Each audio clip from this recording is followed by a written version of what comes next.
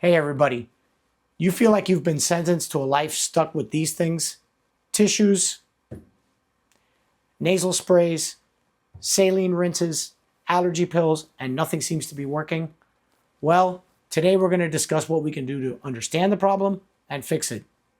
I'm Dr. Gus, the ENT guy, and we're going to go over chronic rhinitis, nasal congestion, what's happening, and what to do about it.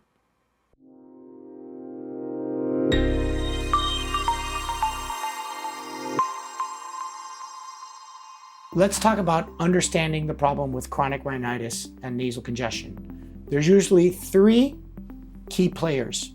One, the posterior nasal nerve. This is a nerve in the back of your nose. It controls how much mucus you produce and how much blood flow goes to the tissues and lining of your nose.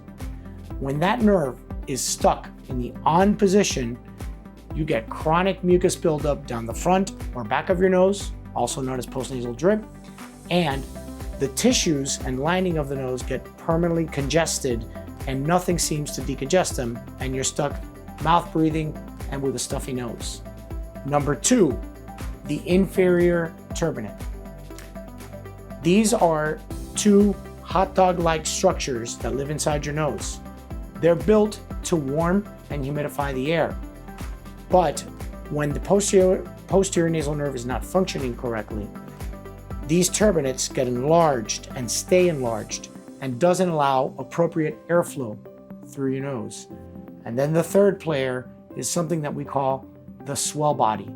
The swell body is an area on the top superior part of your nasal septum, which is the part that separates the left and right parts of your nose. And in this swell body area, there's a lot of venous vascular tissue.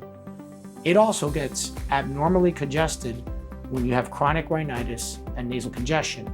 This sometimes is even made worse when you lay down flat and the area fills with blood and you can't drain it. And that's what's happening when you have chronic rhinitis and nasal congestion. So now let's talk about treating this area when all the other medicines and pills have not worked. And we're addressing all three key players when we do this procedure.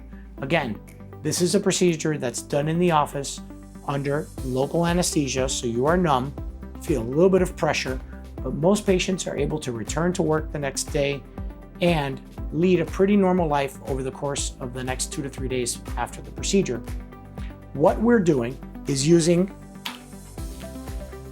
a special device which applies radio frequency or energy at the tip of the device. So, for example, this is Aaron Medical. They provide this device and it's the one that I like to use. So how do we do it? We numb up your nose, we apply this device to the area of the posterior nasal nerve, and that reduces the impulse of the nerve to produce mucus, blood flow, and congestion. We then use this same device at the same time to reduce and shrink the turbinate and the swell body. Occasionally, for the turbinates, we will also use something inside the hot dog structure of the turbinate to shrink it down. This all takes about 10 to 15 minutes in the office under local anesthesia, and most patients will return to work the next day. Let's talk about how to prepare and best recover after the procedure for chronic rhinitis and nasal congestion. Number one, we want you to eat a light meal the day of the procedure.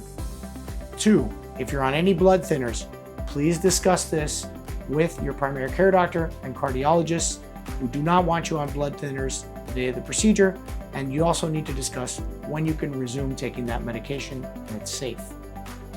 Also, when you go home, you may have a little light pinkish bloody discharge from your nose for a day or two that will usually resolve, again, within 24 to 48 hours. Please do not blow your nose after the procedure. That's very important. And do not keep your head down in a dependent position for 2 to 3 days afterwards.